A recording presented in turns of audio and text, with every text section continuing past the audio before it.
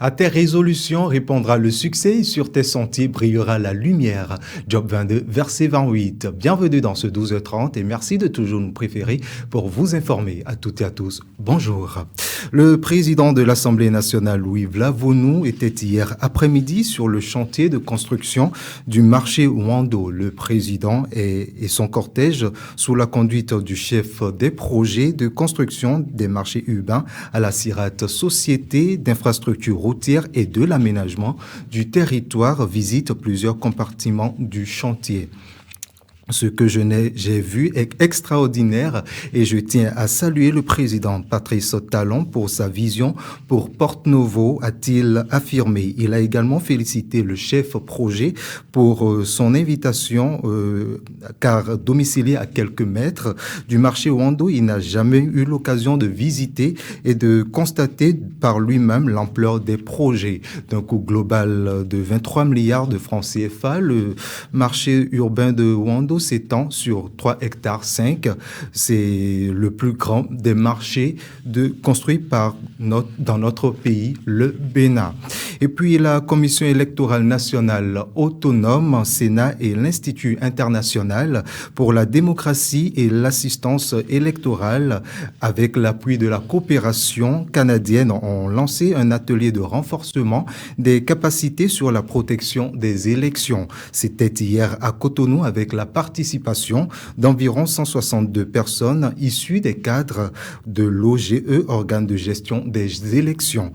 Au Bénin, des représentants des partis politiques, de la société civile, des médias et des institutions étatiques. Cet atelier vise à promouvoir la gestion des risques, le renforcement de la résilience et la gestion des crises dans les processus électoraux.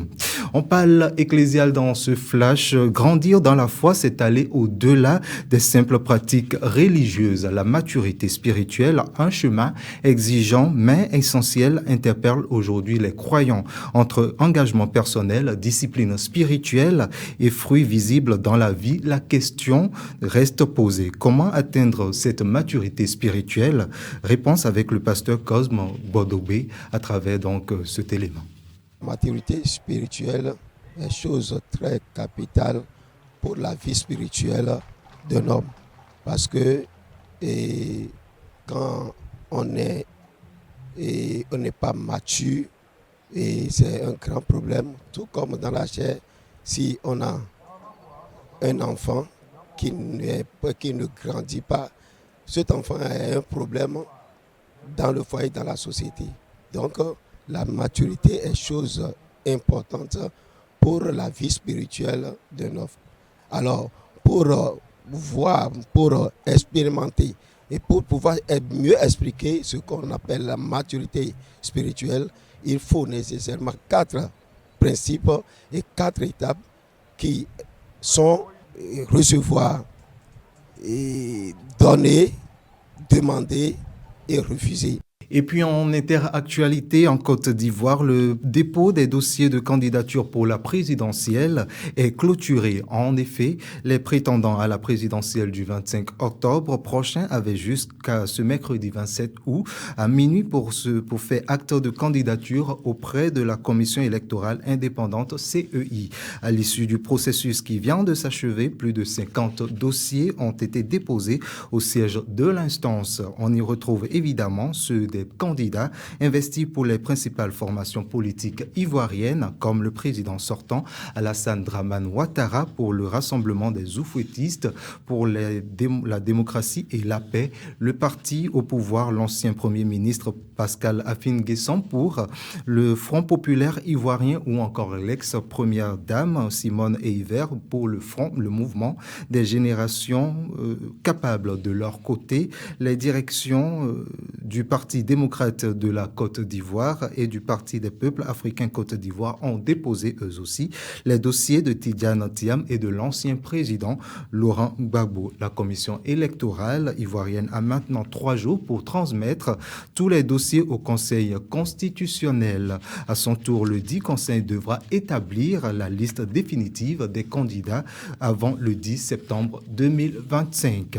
Et puis on parle sport pour clore ce flash d'informations. Le tableau final du championnat d'Afrique des Nations CHAN 2025 est connu. Madagascar défie le Maroc en finale.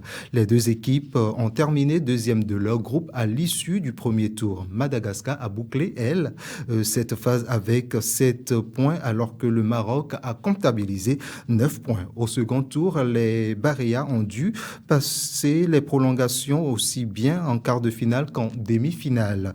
Ils ont gagné contre le Kenya au tir au but, mais la bataille a été moins ardue contre le Soudan hier mardi. De son côté, le Maroc, lui, n'a discuté que des tirs au but que contre le Sénégal. Ces similitudes présagent d'une belle finale, d'une belle affiche en finale entre le Maroc et Madagascar qui va se jouer samedi prochain au mois international sport en Nairobi au Kenya. Et voilà donc qui vient refermer ce flash d'informations, mesdames et messieurs. Merci de nous avoir suivis.